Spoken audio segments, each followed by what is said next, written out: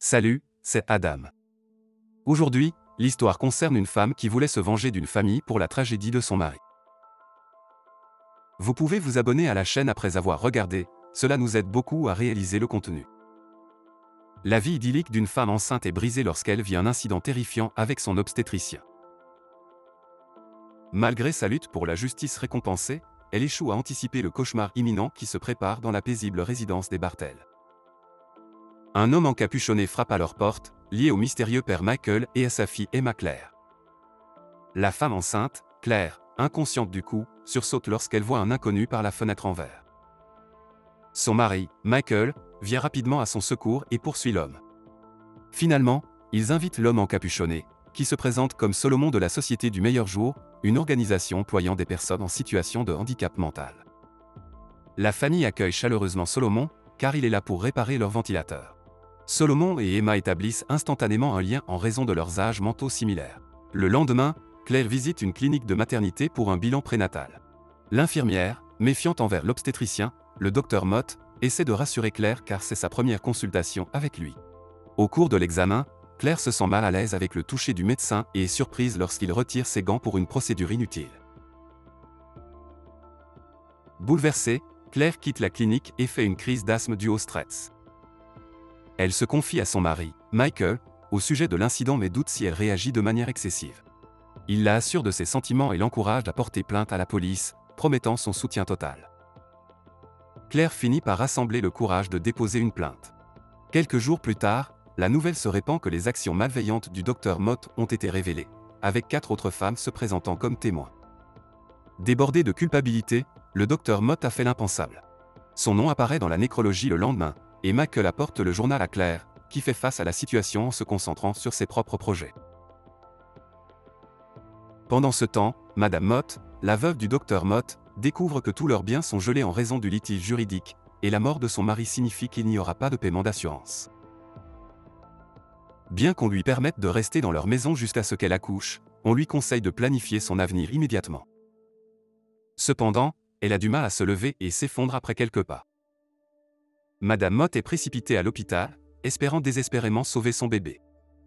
Tragiquement, le bébé ne survit pas, et elle subit une intervention pour lui retirer l'utérus. En revanche, la famille Bartel profite d'une journée de bonheur ensemble. Pour aggraver les choses, Madame Mott voit les nouvelles concernant son mari et découvre que Claire a été la première femme à se lever contre lui. 6 mois plus tard, la famille Bartel accueille un nouveau bébé, et leur lien avec Solomon se renforce, en particulier avec Emma. Michael rappelle à Claire qu'elle ne doit pas tout porter seule, tout comme elle l'a fait avec Emma, et suggère qu'ils embauchent une nounou. Claire envoie sa fille à l'école mais oublie de lui donner une veste. Elle essaie d'arrêter le bus scolaire en vain, pour être finalement aidée par une femme qui arrête délibérément le bus. Claire la remercie et découvre que la femme, Peyton Flander, recherche la résidence des Bartel pour un poste de nounou. Claire s'excuse d'avoir oublié leur rendez-vous, mais Peyton précise qu'il n'y avait ni rendez-vous ni agence impliquée. Peyton explique que la famille pour laquelle elle travaillait auparavant est partie, et en entendant les nounous parler au parc, elle découvre que les Bartel ont besoin d'une nounou, ce qui surprend Claire.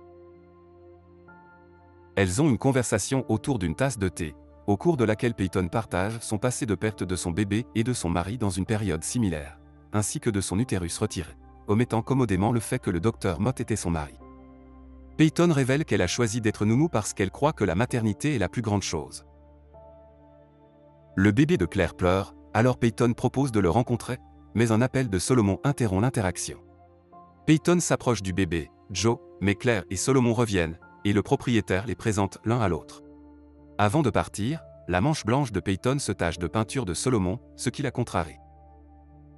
Solomon s'excuse, mais Peyton fait semblant d'aller bien, ignorant que Solomon peut ressentir ses vrais sentiments.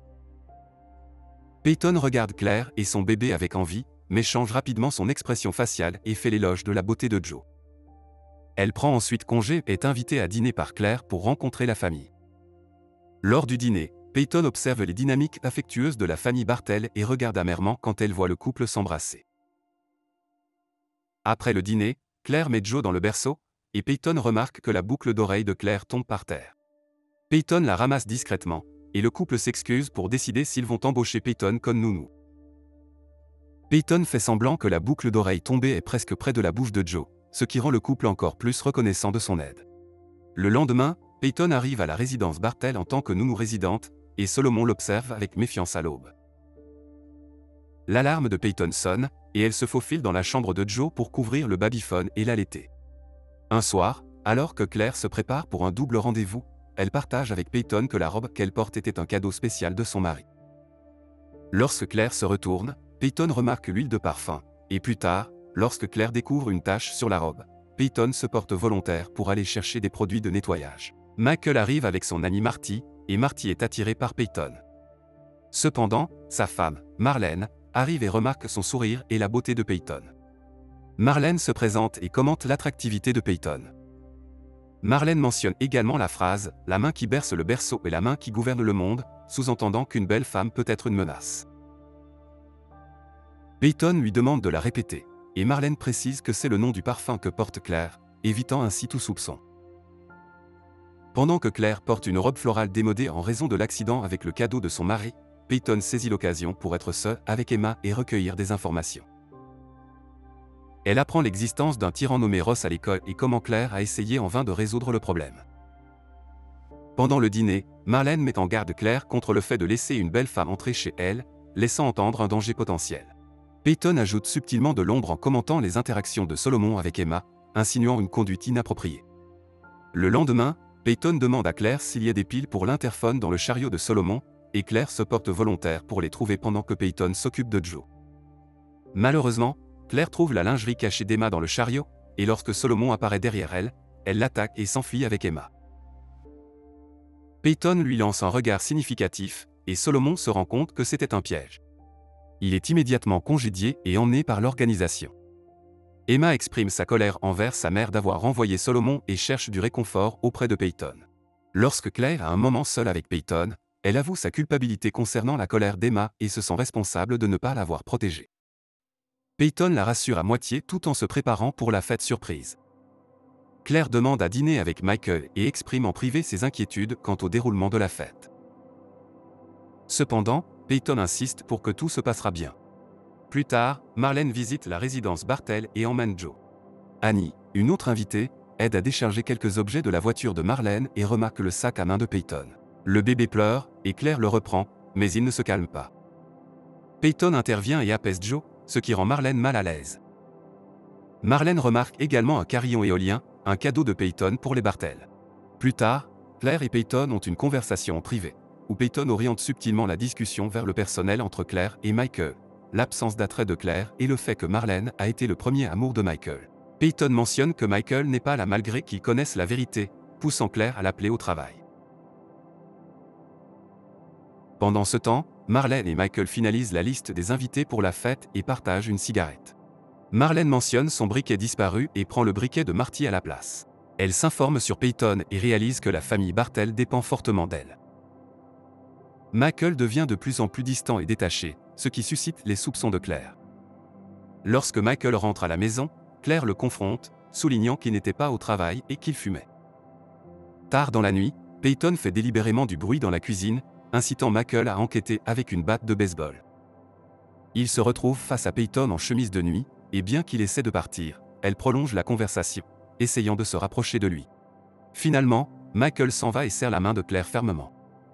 Le lendemain, Claire apporte certains des vêtements de Michael au pressing. Cependant, le propriétaire découvre un briquet dans la poche et se rend compte qu'il appartient à Marlène. Le propriétaire informe Claire, qui fait une crise d'asthme et pleure.